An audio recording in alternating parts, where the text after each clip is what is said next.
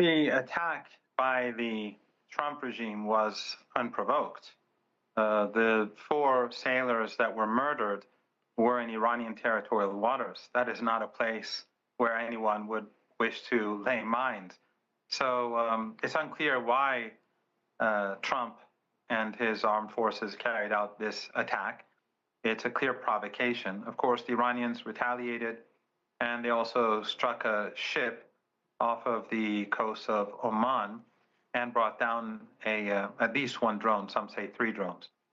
But this comes at a time when Netanyahu is also expanding his genocidal war in Lebanon, and that is being done to undermine the agreement. So whether this attack in the Persian Gulf region was also a move to undermine the potential agreement or not, that's still unclear. But the Iranians will not sign an agreement if the genocide in southern Lebanon continues, or if the United States continues to attack Iranian armed forces.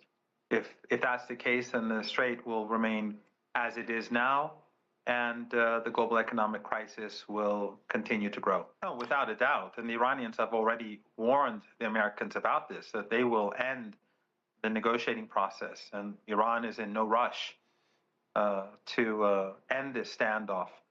The Americans, before the 12-day war last year, they were negotiating with Iran, and it later turned out that that was all a facade and that the Americans were secretly conspiring with Netanyahu to launch a war.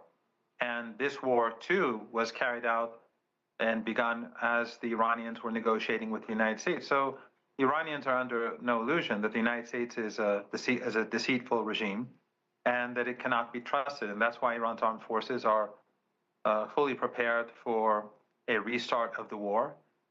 And if that happens, of course, I think we will have a global economic depression that will become inevitable.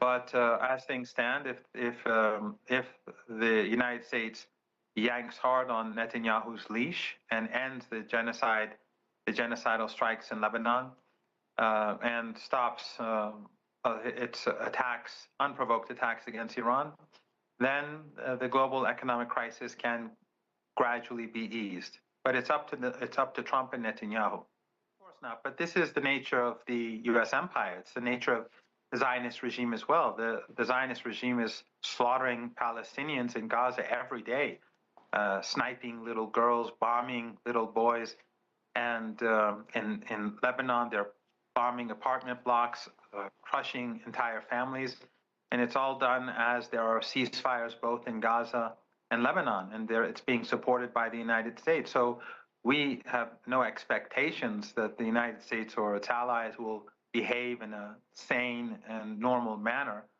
and that is why Iran has said that it is prepared to re-engage in war, and it is also prepared to continue the stalemate in the Strait of Hormuz.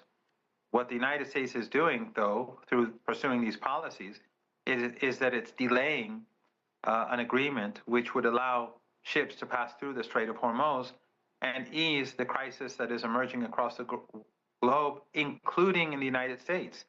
And at some point, this is going to begin to look very bad for Trump.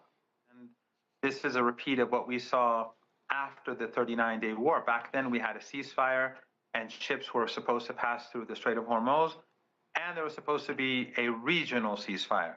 And then Netanyahu began carpet bombing Lebanon to wreck that ceasefire.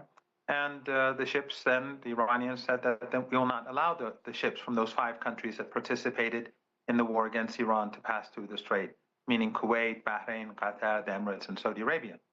So because of Netanyahu, the global economic crisis continues today. And now that the United States is finally coming to its senses and is seeking an agreement, Netanyahu again is expanding his genocidal war to prevent the global economic crisis from easing.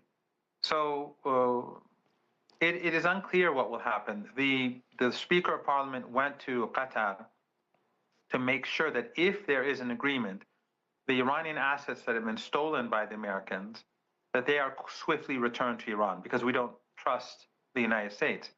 So apparently the meetings in Qatar went well, but also it was the beginning of an initiative to encourage Arab regimes in the Persian Gulf to tilt away from Trump and to behave more reasonably and to end their assistance in attacking Iran.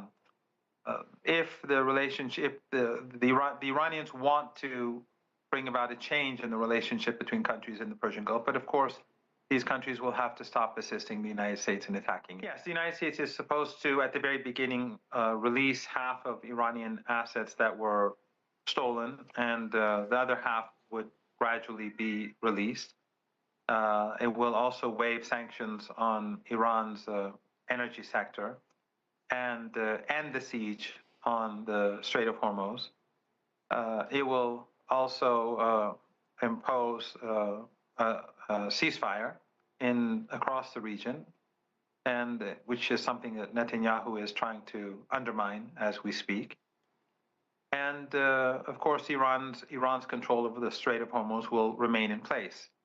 In return, what Iran does is that it announces that it will not pursue a nuclear weapon, which Iran has been saying for decades, so that's nothing important for Iran. And Iran will also allow ships from countries that have been, the 5 countries that have supported the United States in its war against Iran, to pass through the Strait of Hormuz and to normalize the passage through the Strait of Hormuz, which is something that Iran wants to, because we want to have business as usual. So it is potentially a very good deal for Iran, and it shows that the United States has failed in the war.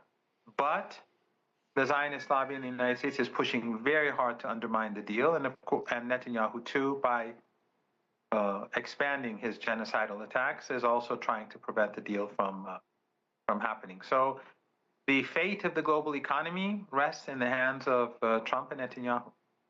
It is not an international waterway. It is not wide enough to be an international waterway. It is Iranian and Omani territory.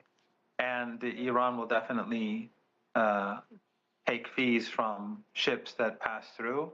And if Trump is upset about that, he shouldn't have started the war.